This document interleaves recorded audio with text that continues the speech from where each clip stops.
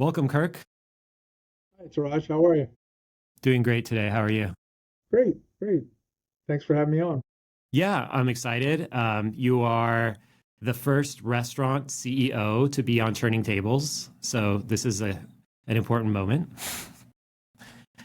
And maybe more importantly, we have a really wonderful long history because you are one of the first restaurant groups that started using Up and Go. I think back in 2018. Just before the pandemic. Yeah, exactly. So, and that's one thing that I'll ask you a little bit about because we sort of rode the pandemic ride together. But you were ahead of the curve. You didn't need a worldwide sickness to embrace pay at the table. No, I like to think I was a visionary. I was ahead of my time, and I had this crystal ball that just let us foresee what was going to happen. But no, it was nice that things were dialed in all our locations, and we didn't have to go the hurdles of trying to do it during the pandemic, and it was already in place, and the staff knew how to use it. There was no rollout.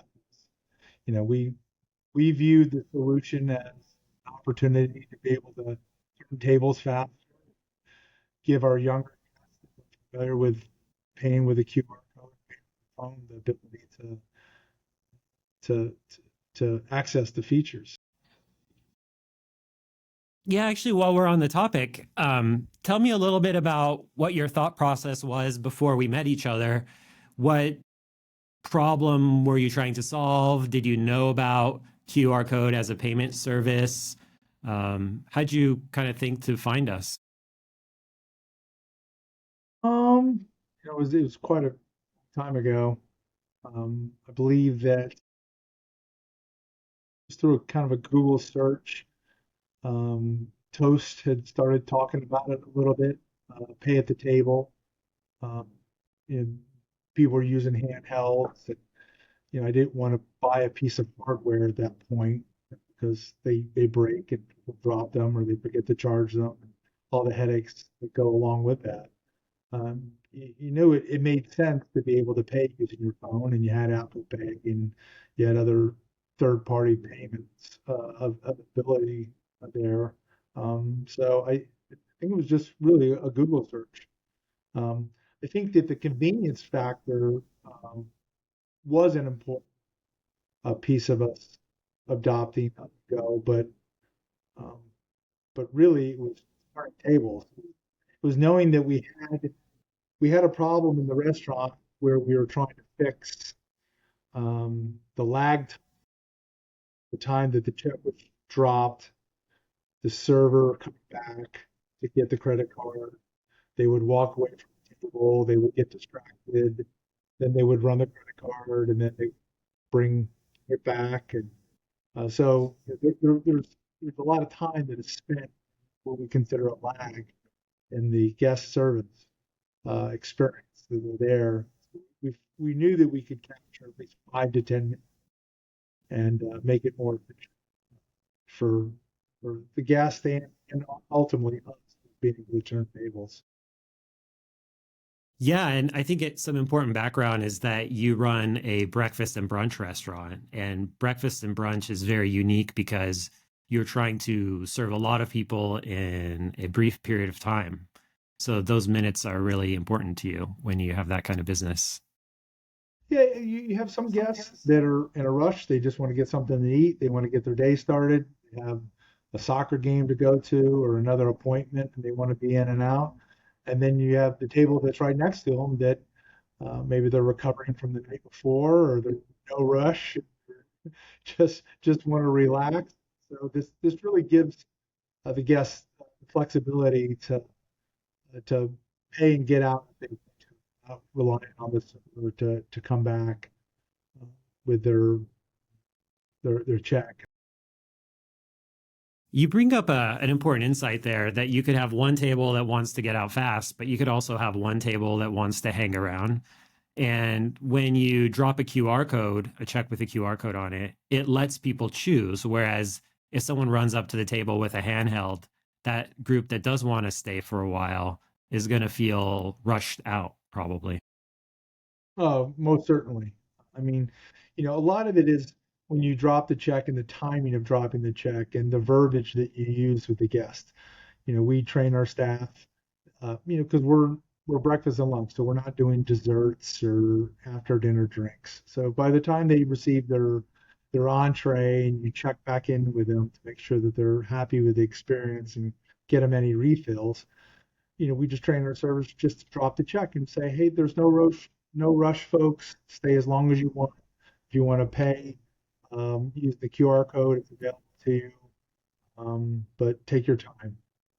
And sometimes, because you really don't know what the guests are thinking, you don't know what their schedule looks like, so it gives them a lot of flexibility. But we still train our staff, keep going back, checking on them, every 5 to 10 minutes, just to make sure if they want refills, they, Yeah, the guest always comes first. yeah, always. People often ask me, how how often up and go will get used in a restaurant. And I always come back to the servers because they are really that connective tissue between the technology and the guest. And I'm really happy to hear you talk about your steps of service and how the servers have a dialogue that they mention to the guest when they drop the check, because I think that's important. I think they are basically selling the option to the customers.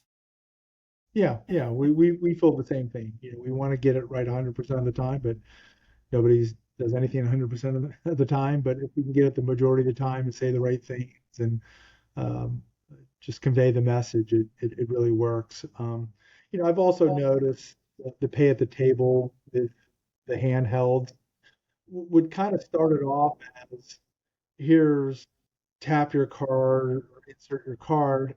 The server kind of looks away.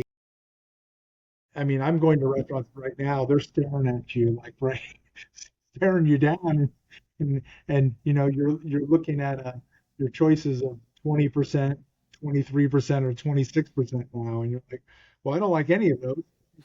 You've gone completely to the other side, and you're staring at me. So, you work so hard to bring in a guest. You have great ambiance, you have great food, you have great service. And then to come to the end of all that hard work only to potentially upset the guest by using a piece of technology that makes them feel uncomfortable, they might not come back. So you did all these other things really well, and then you get to the very end where you're almost done, you're almost home, and only to ruin it with like a handheld. It just we don't have them in our restaurants. I'm just not a big fan.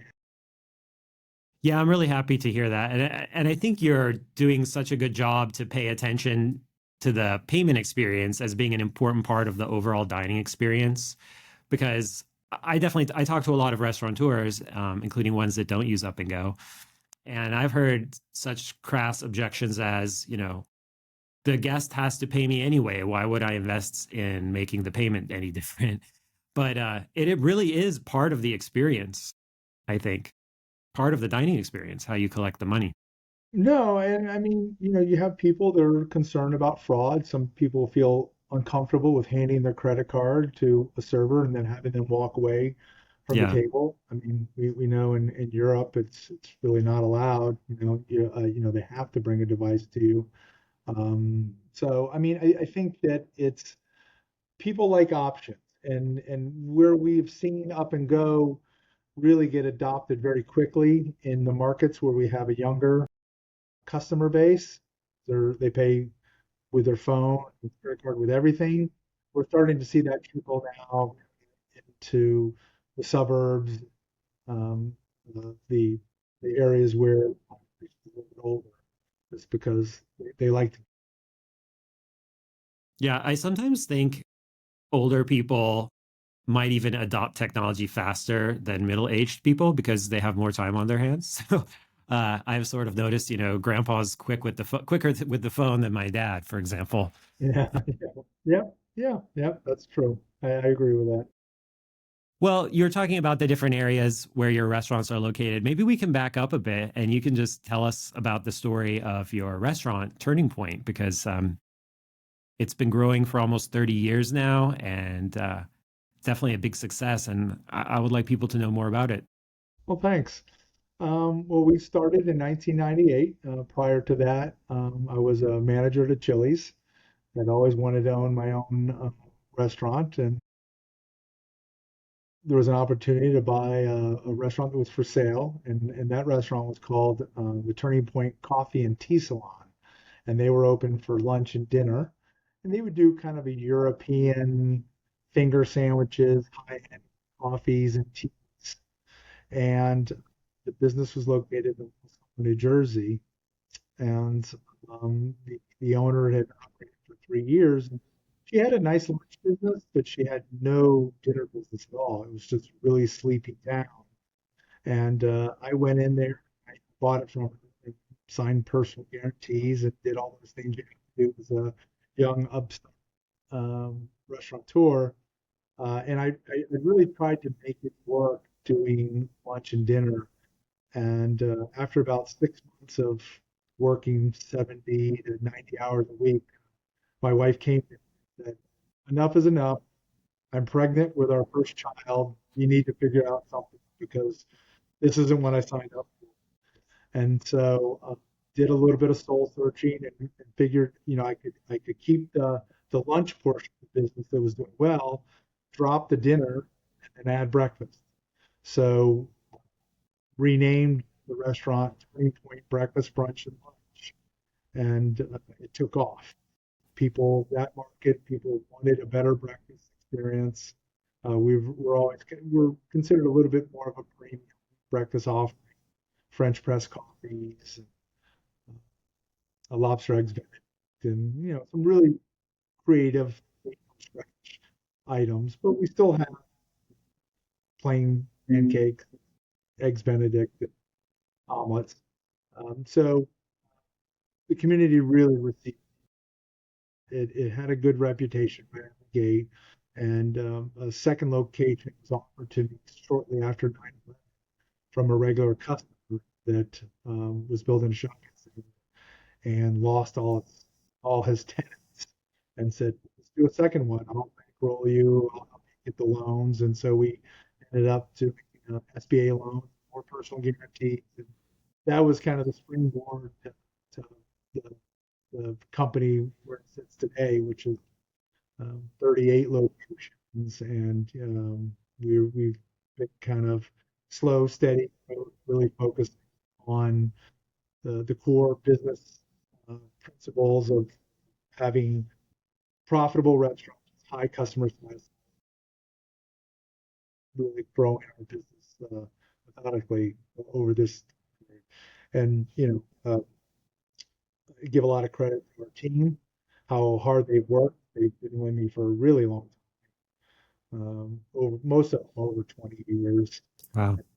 We have a great track record. We've never closed the location in 28 years, and continue this kind of march forward with a steady, successful growth. Yeah, I think we're brothers in arms there because I do have a lot of belief in the slow and steady growth as opposed to big VC checks and burning lots of cash. You want to make sure you're building something sustainable that can build upon itself in a enduring way. Yeah, it's just there's a lot of um, a whole wake of restaurants decide to go. Well, I'm going to go put one in Chicago and Atlanta and Los Angeles, and their growth plan isn't. I'm a hub and spoke guy. So recently last year we decided to take the jump out of the Northeast, and we started developing in Richmond, Virginia, and East Coast Florida. And we've in both those markets, we've opened up 2 restaurants. We're going to open up many more out of that hub and spoke model, and really just be super diligent about making it work, building that brand recognition in those markets, and making them work. So the diversification is working because when you get heavy snow in New Jersey and Pennsylvania, these markets, you now have rich Richmond, Virginia, and you have Boynton Beach, Wellington, Florida. So it's making the company a lot more valuable, I think, because of this diversity and being successful at pulling it off. A lot of people have great ideas going into new markets, but you really have to bring a team and execute. Not for a couple months, not for 6 months. You have to do it for years to build that client base, and that's what we're doing. We're really happy with the stores that we're opening up there. I've noticed two different ways that restaurants grow. There's restaurants where they'll open in some prominent city, let's say New York, and then they say, okay, next we're going, as you said, Chicago, LA, and they want to hit all the big cities, but then they're all islands. And the other approach is what it sounds like you're doing is more of how you grow. You call it hub and spoke, but you're growing nearby. You're kind of creating bigger masses near each other. And to me, that does seem like a much better model because you have probably economies of scale. You know, you have people that can travel among locations, right, during the same day, manage what the guest experience is and the food is like a lot more consistently, I would imagine. Yeah, it doesn't. I mean, figuring out the supply chain is one of those things that you're going into new markets, and your distributor, if they're delivering Turning Point bags, they want you to work out of one depot. Uh, when your cook gets sick and they can't come into work, you can bring another cook from another restaurant in. If you forget to order bacon at one of the restaurants, you can borrow bacon from the other restaurant. So, there's many things that happen there with this kind of hub and spoke growth. Yeah, you're still proving that the concept works in new markets, but it helps the operators run the restaurants, which ends up giving a better experience to the guest. And that's how you build a brand. It sounds great. You want to open up in all these major markets that are really competitive, great choices that are already there, and to break into. So you have to really spend time and know your market. And once you're spending time there, you can actually see where your guests are coming. Like for example, Point Beach, we had noticed a lot of our guests were traveling in Wellington into that market. So it just made sense. Well, without cannibalizing the existing customer base, like this we can see the flow it's coming from. So let's put a location there. And so it's working. What are the ways that how did you learn that these people were coming from another location? We ask them. We ask them for their zip code. It's kind of word of mouth. You'll see kids that'll come in and they'll have Wellington Little League baseball, and you're like, oh, you're at the baseball game. Just general observation. There was a time back when I started that it was wonderful. American Express used to be able to give you the zip codes of your customers, and they don't do that anymore. That was a great piece of data. But we also look at Placer and there's some other uh, companies that will provide you some data. Yeah, that was what I was getting at. If you used postal codes, because we do provide you with postal codes, by the way, in Yeah, case yeah, yeah, yeah. you want some help accessing those. Uh, people always, when I tell people about Up and Go, they always say like, oh, the data is a gold mine. So I'm always trying to figure out, which part of data is the best to package up for operators.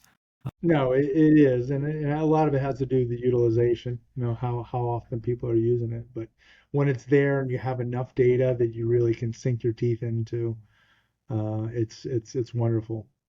Just it helps validate a lot of times kind of what you're. Yeah.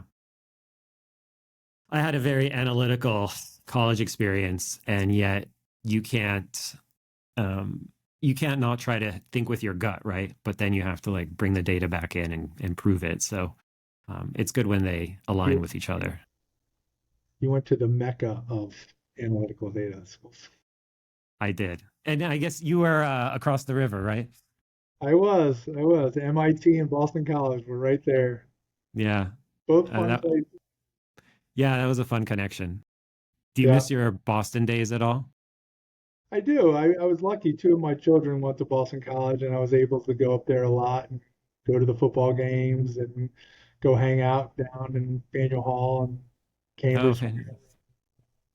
One Christmas, we actually stayed over by MIT. It was fun right there on the river. Oh, yeah. Was that the Marriott? I think that's the one that's closest. It was, Yeah. yeah, stayed at the Marriott. Yeah. That's where everyone wants their parents to stay. So it's a short walk. That works out nicely. A lot of brain power over there in Cambridge. A lot of brain power, that's for sure. Both sides of the river. So going back to your second store, was that also a hit right off the bat, or did you find that you needed to make adjustments moving from one to two? Yeah, so the first location was 1,800 square feet, and the second location was 3,500 square feet. So it was almost twice as large. When we opened up that location, we were handwriting checks. So this would have been 2004. So we're at that time, POS systems were just really starting to come around, and we thought we could do it without a POS system.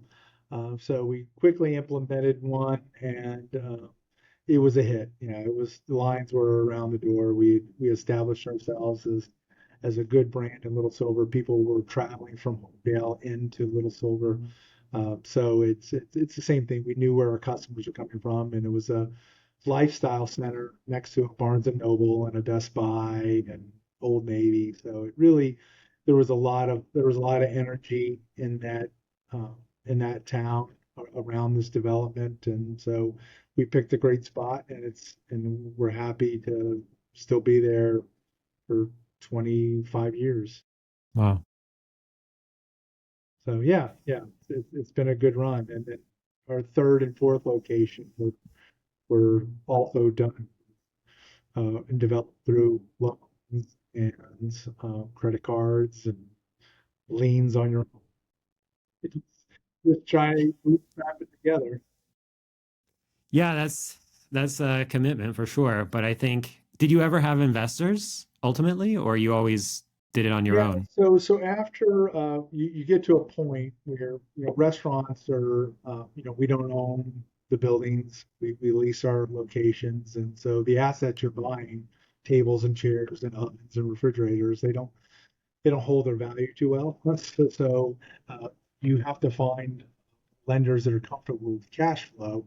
And at some point, when you just don't have any equity left in your home or your assets, and even though you're signing these personal guarantees, the bank will say, Kirk, slow down. You have to take a breather.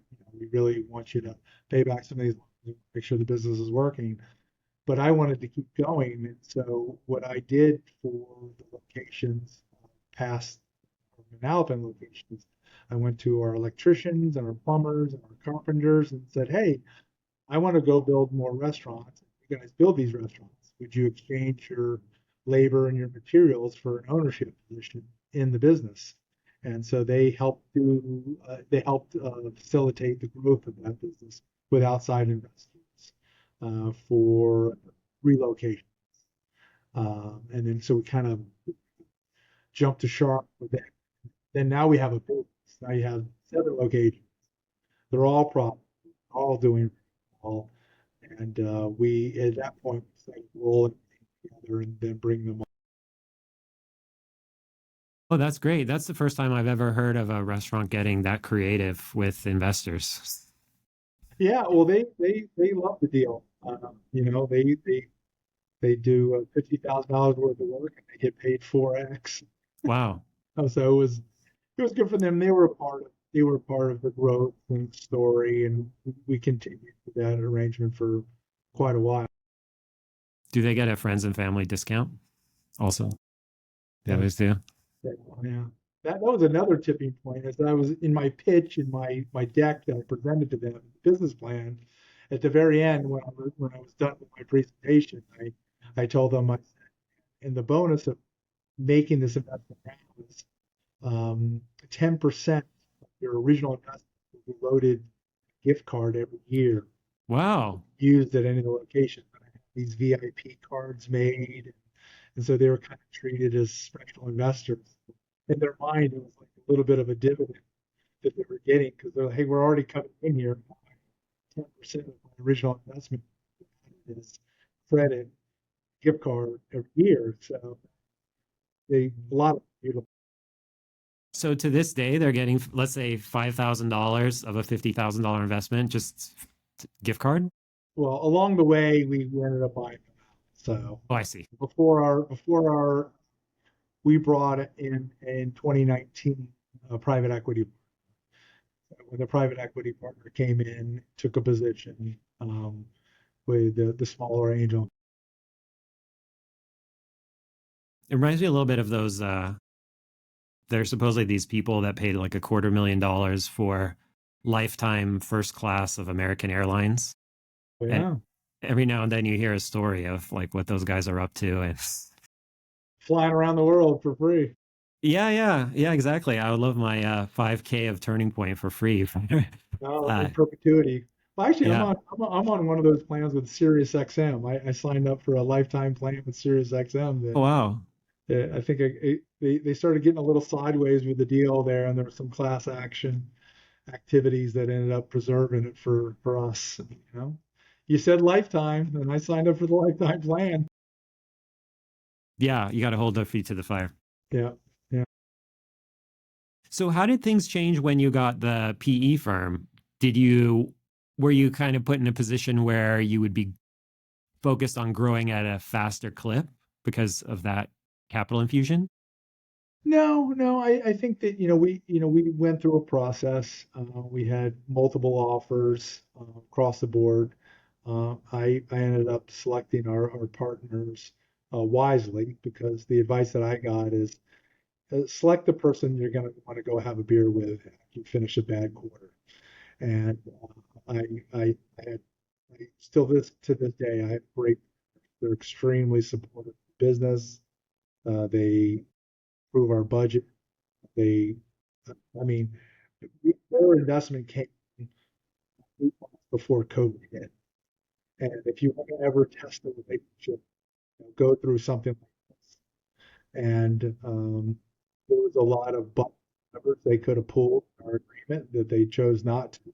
And they surrounded me, supported me with accountants, attorneys, and people that actually helped me get through that. Did things that I would say were not in the industry as far as when you think about private equity, how they, there's a lot of companies that say, well, we support our small businesses, we support our CEOs and the companies that we own, and New Spring Capital really did that for us, and they continue to be a phenomenal partner for us. Oh yeah, that's a good story. I mean, during COVID, were you probably had to close at some point, right? We majority of our restaurants were in New Jersey, and New Jersey at that time, being on the doorstep of New York City, we're kind of the poster child of we can't open up the restaurants. So the governor would say, well, we're gonna let you open up this week, and you would go out and rehire all the people, bring food, put it in your refrigerator, and then a day, 2 days before you're ready to open up, he says, we're not quite there. We're gonna have to wait another couple weeks.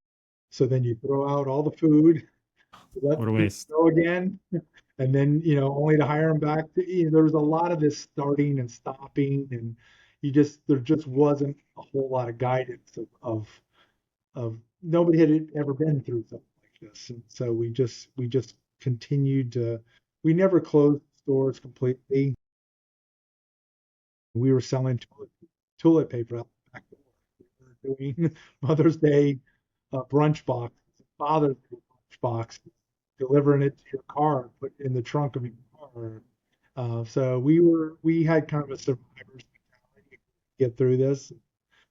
We retained all our salary individuals, and so they were in there working and following the whatever the guidance was.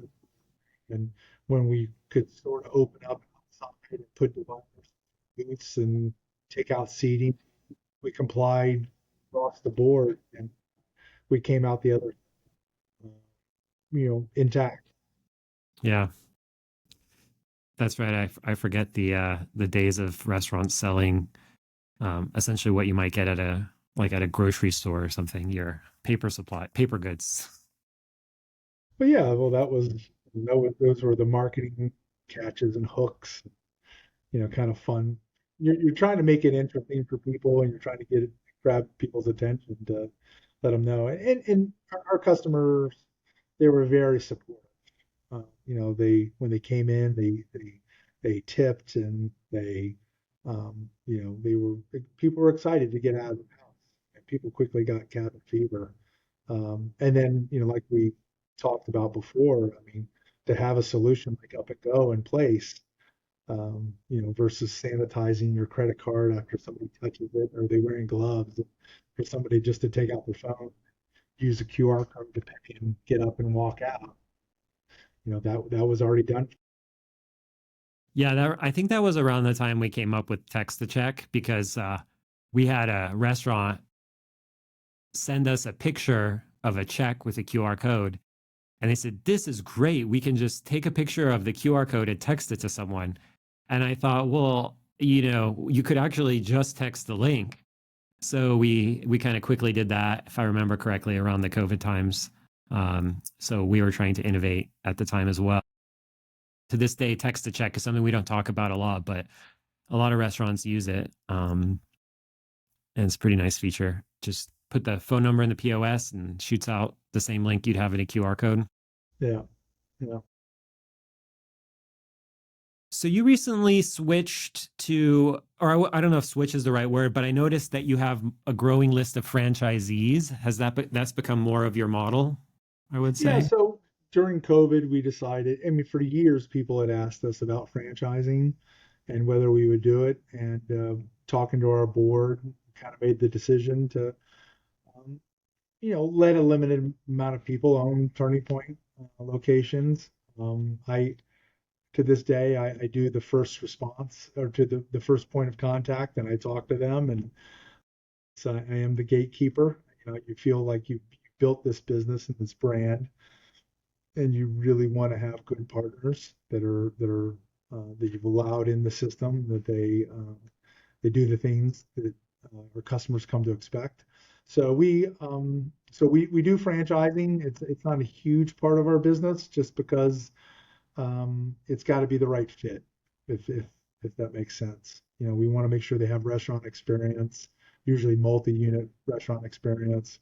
Want to make sure they're good people, they're good uh, members of their community, and they understand what our mission is here. So we're in markets where we feel it'll work, it's the right person, we'll move forward with an agreement. But otherwise, our plate is full with opening up corporate stores recently. What's like the typical profile? I mean, you talked about it a little bit, but what's the typical profile of someone who says, hey, I want to open up a Turning Point? Most of the people have, I mean, we have a couple different scenarios. We have restaurant groups that are looking to expand their holding. Maybe they own a quick serve concept, or they'll have a nighttime concept, multi locations. So those are the more experienced operators. But we also have a couple of folks that you'll have a pure operator that'll be bankrolled by an investor, and they'll have a relationship, and they'll come together. And one is going to be the key holder that's going to be, visiting tables and doing the scheduling and doing the ordering, and the other person's kind of the finance end of things. But they have to they have to have restaurant experience. You have to know what you're buying, and there's a lot of moving parts with the Turning Point. It's not just kind of making sandwiches. It is full service. There's many steps to making sure the customer's happy with our. Yeah, I mean, if one of these people approaches you and they do have experience in the industry, for example, late night service or, lunch quick service kind of thing, is that a green flag or a red flag? Because they do have the restaurant experience, but it is a totally different type of operation. No, I mean, for us, it's a bright green flag, because a lot of the people that work in the nighttime business, you're going into the restaurant at 10, 11 o'clock. You're going through lunch service. You have kind of the lull period between lunch and dinner, and then you're working till 10, 11 o'clock at night. So when you have an opportunity to do breakfast and lunch and be done with your day by 3:30, 4 o'clock, and then have dinner every night, um, with your family, it's a game changer. Uh, Now, that being said, there's a there you're not going to make the amount of money that you're going to make at nights. We're not serving $15, $20 martinis and $100 steaks. We're selling pancakes, waffles. So you rely on the volume. You also, you also understand that uh, it's still highly competitive because our check average is $dollars. So it's relying on that, and it's a different kind. So there's only so much you can do creative wise. And do franchisees typically already have a spot in mind, or do you help them pick? Some of them already have a spot in mind, and they'll contact us, and then we also have a network of commercial real estate folks that help with site selection. When we have the right person, we can bring them. It's easy. We're operators. There's a lot of franchise doors out there that only only operate one or two locations, and then they've grown their business through a franchise. But because our emphasis is running restaurants, opening them, for us to bring an experienced restaurant person that knows what's required, uh, it's very easy for us to get them spooled up, get their location built, get them open, give them the tools and the resources they need to be successful. So that's the easy part. What we can't teach is attention to detail and commitment and being able to lead a team, deal with all the challenges. Yeah.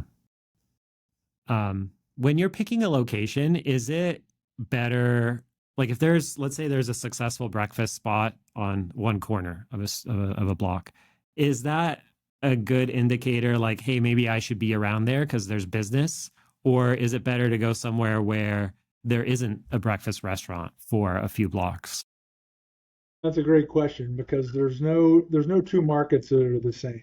We've had success and we've had challenges with both of those scenarios where we felt like, oh, there's a handful of competitors. They always have lines. They're going to be very busy. We're just going to go ahead and plant our flag and take some of their customers. And sometimes that's worked and sometimes that doesn't work. Yeah. We've also opened in markets where we're like, man, the demographics are really thin.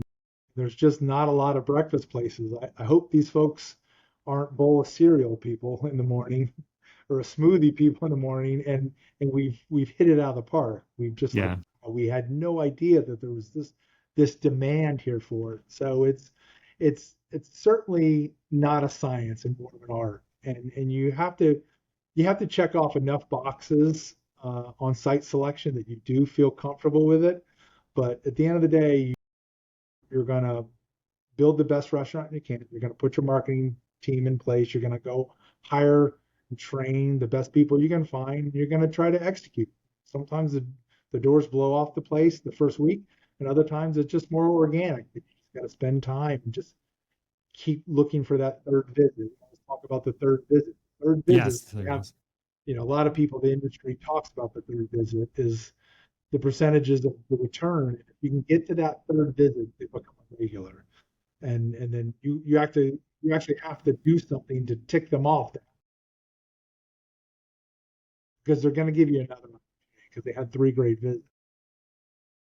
Speaking of third visit, I had a couple of CEOs of restaurant loyalty businesses on the podcast, and that third visit definitely came up. Um, there are a lot of different ways to track it. What do you think is like the best way to track third visit? Is it through having a loyalty program, or is it through other types of analytics? Yeah, I mean, with an up and go, I mean, we can carve that out of up and go. We have a robust loyalty program. We can see that. Our solution for loyalty works really well, kind of works behind the scenes. It will give us reports when customers, let's say, have been in 3 times and then they haven't been back in. give us an opportunity to go out and reach out to them, find out what's going on. Sometimes they just relocated out of the area.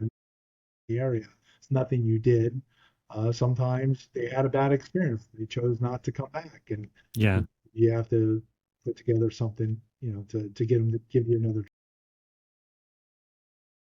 Yeah, I think I know people who, no matter how bad of an experience they have, when the server comes by, they'll put on a big smile and say everything is great. And then I'm like, dude, why are you doing that? That you should help them out because you're just not going to come back now, and they'll have no idea why. But when you have tools that let you get feedback, people feel a lot more comfortable giving you the true scoop. So the negative, I feel that the negative feedback is often good because on Up and Go we see a lot of feedback. If someone says, everything was great, I mean that's good. But if someone says, the eggs were runny, you at least have something you can change.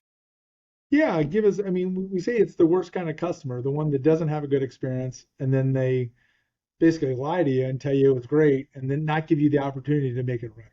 And Yeah. and somebody who's sincere about hospitality and they want to make sure people are happy. Nobody gets up and bats 1,000. You're not going to get everyone right. It's always going to be something that's off, and just give the restaurateur a chance to make it right. And sometimes things go wrong, but you know, for somebody who goes out to eat a lot or somebody who's in the business, I can walk into a restaurant pretty quickly and figure out, like, are they operating they should, or is this a one-off? And so I know the one-off experiences, and I know wow, this is a disaster. If we're going to be sticking around here. Uh, you know, one of my big pet peeves with service is I always want to make sure the server writes down the order, and when they Hmm. write down the order, that they read it back. Because at that point, if the server writes down the order and read it back, you as a guest are fairly certain that they heard you and they're going to get it right. So you're not going to blame the server if something comes out wrong. But if they don't write it down, they don't write it back, and they're just, I didn't come out to eat to see how great your meal was. And it makes me really nervous when you don't get it right. And restaurant and servers that don't write down the order, it immediately gives me anxiety, and I'm like, oh, they're going to forget my soup, they're going to forget the dressing that I ordered, and ultimately, I'll probably say the majority of the time they don't get it right, especially if you're with a big party and they just try to memorize it. So, you have to understand as a restaurateur, what are people's goals, and their goal is to come out and to have a good experience and just bring me what I've ordered. I've looked at it, and I don't want to wait forever for my check. I want the ability to be able to pay at the table. I don't want you to steal my credit card numbers. All these things. Like I just and if you do it right, I'll come back. If it's good value, execute. But there's a lot of things that can go wrong in the experience, and the successful restaurant will get it right. How do you make sure that your servers follow those procedures that you have, like that they repeating back the orders to the guests? It starts with training. You got to hire the right people that are receptive to learning something. And then it's training, and then there's the accountability. You have to have managers that are active on the floor. You have to have guests that will tell you, oh, they didn't write it down. Kirk really likes it when they write it down. And so there's kind of this checks and balances, and it becomes part of your ethos of what you do, and this is what we do. And I've had people text me, I was in one of your restaurants. I can't believe the server didn't write it down. I know how you are. Immediately, I'm like, well, who is that? So we gotta nip it in the bud. And everybody has their thing. And that certainly is one of my things, because me as a customer, that's kind of what I expect. And just get it right. Yeah, I love it when the staff repeats back my order, especially because I'm one of those annoying customers who's like modifying everything. So I want to make sure The dreaded modifier. I am the dreaded modifier. Yeah, Well, you do I live in California. You can take yeah. that out. I've always got to get the dressing on the side, that kind of thing. Um, Those are easy ones. It's when it's when you have a salad and you're like, well, actually, the salad you just attempted to order is just like the salad we have over here. yeah, why don't you order this other one instead? Yeah, right.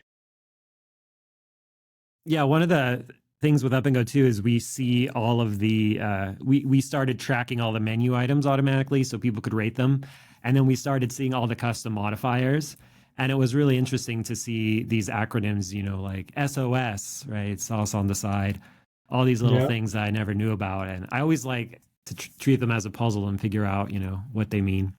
Oh, it But is. there's a It's lot of a, that inside lingo. it's its own language. Yeah, it is. So you're talking a little bit about, or you're talking about, writing down the order. What's your take on, I mean, and you also talked about not liking handhelds to take payment, but what do you think about the growth of handhelds for taking orders at the table? So pros and cons. So I would say pros with handhelds would be um, you're at the table, and so if you have a forced modifier, so if somebody orders, "I'll have 2 eggs," and you hit 2 eggs, it's going to ask you, okay, do you want them scrambled? Do you want them over easy, over hard, poached? So you're going to get the order complete if you're at the table with the point of sale. It also the newer handhelds have upselling possibilities. So if we had handhelds, and we have in some of our locations we do have handhelds, but not pay at the table handhelds. They're just to take the order with just iPads that you can Mhm. take. And and we built in if somebody orders a traditional breakfast and they don't order sausage or bacon, there'll be a pop-up and will say, "Did you ask them if they want sausage or bacon?" So that it's just like a POS ordering kind of takes you through this flow that really gets the order complete and provides some upsell opportunities. So that I would consider all those things positive. The negative things is when you have a server that's brand new, now they're at the table a lot longer because they're hunting and searching for the right button, or if there's a longer modifier, they have to tap in the screen, and it becomes challenging for them to write the modification. So versus if somebody has just the paper, right, really quickly we can say, and then we can read it back. Um, so that would be a negative. The time savings between somebody ordering and taking their order at the table versus writing it down, just walking 20 feet to put it in the POS. The only time saving is really just the walk to the screen. And I believe most of us would much rather order a larger 15-inch touchscreen, a little small tab. It's easier to go very quickly. So the restaurants that we have tablets to be able to order at the table, um, most servers just kind of go back to pen and paper. They just as quick. It's easier for them because they can write it abbreviation. They find. I see. Sorry, my camera overheated for a minute. So what you're saying is the servers actually gravitate back towards the big screens. Yes, yeah. Yeah, because they don't see a lot of value in saving time. You're really only saving time with the amount of time that it takes you to get from the table to the touchscreen. Right. If you go to put in the order, if they get distracted, they start bussing tables. That's not good. But we teach them that the minute you receive the order, you put it in. So it would be bad practice to stop at a second table and take their order and then try to, Yeah, you don't. Yeah, that's not. No, that's not what you want to do. That's grouping orders, and the kitchen's not happy with that because, oh, I'm going to take all three of these tabled orders, then all of a sudden one, two, three into the kitchen, and then if everybody starts doing it, now the kitchen gets killed. yeah. You want to be putting in one ticket, one table at a time. Did that promise of increasing sales turn out to be true with the upsell suggestions? Not that we could really quantify it in any way. You Yeah, know, it was, you know, you know that if you're prompting them and if they're choosing to ask the question that's on the prompt, it right. would. But once again, you still need the person to read the prompt and to execute it. I mean, most servers do want to increase check averages, to provide a better experience, get a bigger tip. Yeah, yeah, you would think so. But yeah, I could imagine people just clicking through it. It's not like forcing you to say it out loud. Yeah. Yeah, and then when we have new servers, a lot of times if they forget to ask for the forced modifier, like how do you want your eggs, they'll be placing an order on a POS screen off to the side, and then all of us are like, oh my gosh, I forgot to ask them how they want their eggs, and then they gotta go run back to the table and like, don't cancel my order, keep the order up because I just put it in. All I gotta do is answer this one question. So they learn the hard way. So at these restaurants, if I were to walk into one, would I see like maybe one server using a handheld and the other one's not?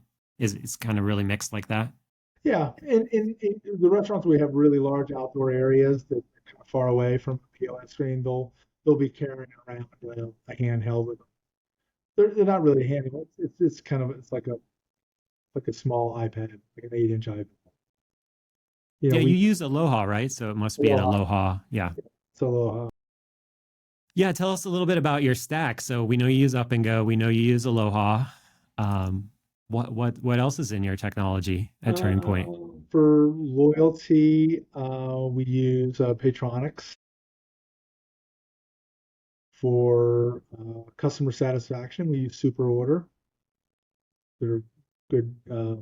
They're also aggregator, customer sentiment across all the platforms. We have accounting, scheduling, training. We almost have the complete suite for Restaurant 365. So we kind of run our business with R365.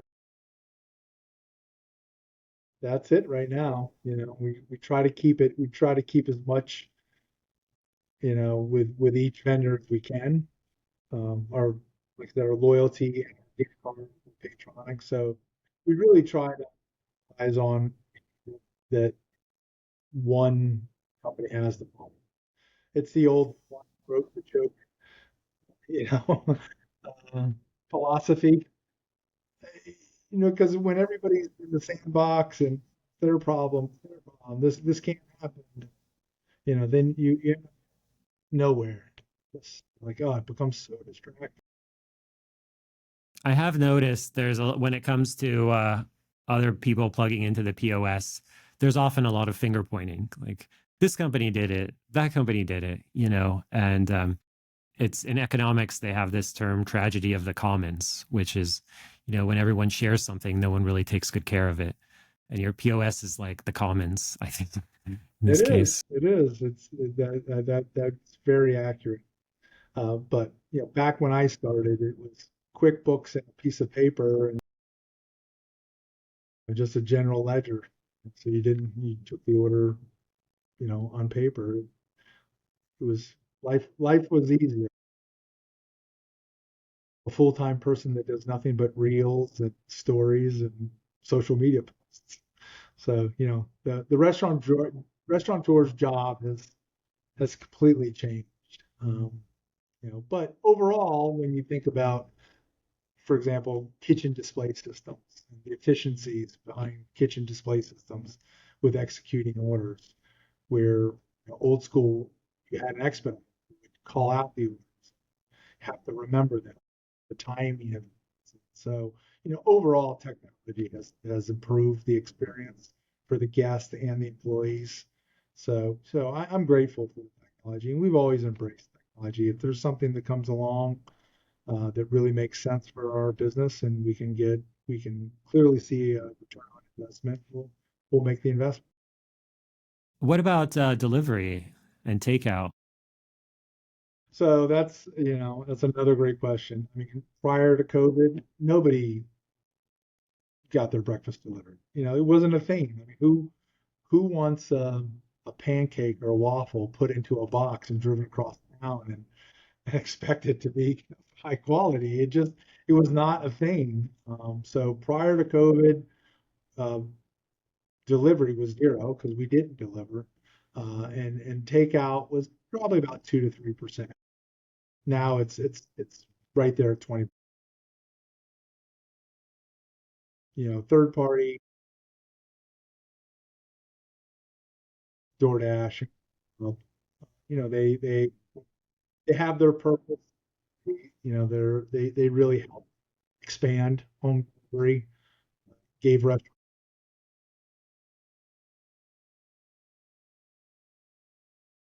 Yeah. prior to COVID, the only people that were pizza shops.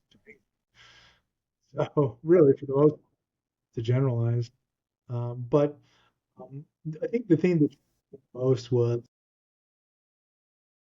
people's customers' willingness to trade down in quality. So they were completely okay with getting the soggy waffle because they didn't have to car and go eat at restaurants. But what we've done, the packaging has improved. There's steam releases. We give them instructions on how to heat things up, and we kind of learned that COVID, what we were doing Mother's Day and Father's Day brunches. They're kind of set menus, and we said, okay, preheat the oven to 350 degrees, put the potatoes here. If you follow the directions, you can have a pretty good experience. So I think that people found the workarounds to provide a better quality experience, uh, Mhm. and still have the When you have like, do you make less money on delivery or more money on delivery because like your margin because you have to pay for all the packaging and then you have to pay for the whatever the percentages are. Is it does it make less money, less margin generally?